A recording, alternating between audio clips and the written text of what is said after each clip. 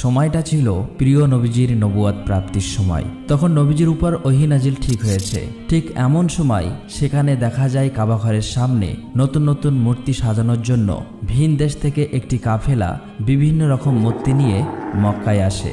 আবু সুফিয়ান এবং উমাইয়া ইবনে খালফ তখন তাদেরকে দেখে অনেক খুশি হয়। তার কিছুক্ষণ পর আবু লাহাব ঘরের ভিতরে মূর্তিগুলো সাজাতে থাকে। সেই সময় তার স্ত্রী বলে, তুমি মোহাম্মদকে কেন আটকাচ্ছ না?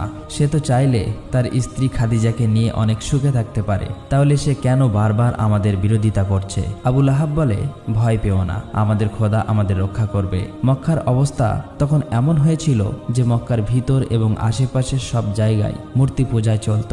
সকলেই তখন চারিদিকে আল্লাহর সাথে শিরিকে লিপ্ত হয়ে যায়। এদিকে মুহাম্মদ সাল্লাল্লাহু আলাইহি ওয়াসাল্লামের উপর হেরা গুহায় ওহী নাজিল হতে থাকে। 3 দিন পর রাসূল সাল্লাল্লাহু আলাইহি ওয়াসাল্লাম প্রচণ্ড জ্বর গায়ে বাড়ি ফিরলে তার সাহাবীরা এবং চাচা আবু তালেব তার জন্য দুশ্চিন্তা করতে থাকে। আবু সুফিয়ান, উমাইয়া এবং মক্কার নেতারা একদিন আবু তালেবের বাসায় গিয়ে তাকে হুমকি দিয়ে বলে, মুহাম্মদ সাল্লাল্লাহু আলাইহি ওয়াসাল্লাম যেন ভালো হয়ে যায়, তার এই সকল কাজ যেন খুব তাড়াতাড়ি বন্ধ করে দেয়। প্রয়োজন হলে তারা মুহাম্মদ সাল্লাল্লাহু আলাইহি ওয়াসাল্লামকে মক্কার নেতা বানাবো এবং তাকে অনেক ধনসম্পত্তি দান করব। কিন্তু রাসূল সাল্লাল্লাহু আলাইহি ওয়াসাল্লাম তখন তাদের সকল কথা প্রত্যাখ্যান করে দেয়। এদিকে উতবা ইবনে রাবিয়ার ছেলে হুজাইফাকে ইসলাম ধর্ম গ্রহণ করার জন্য শাসন করতে থাকে। পরে ইবনে হুজাইফার বোন, যে কিনা আবু সুফিয়ানের স্ত্রী, এবং তার ভাই ওয়ালিদ ও তার বিরোধিতা করতে থাকে। হযরত হুজাইফা তখন ঘর থেকে বার হয়ে চলে যায়। ওদিকে মক্কার শাসকদের ভয়ে নবীজির সাহাবীরা লুকিয়ে লুকিয়ে সারারাত ইসলাম ধর্ম গ্রহণ করতে থাকে। একদিন তারা আল্লাহর ইবাদত করতে করতে সকাল হয়ে গেলে যে যার বাসায় লুকিয়ে লুকিয়ে চলে যায়।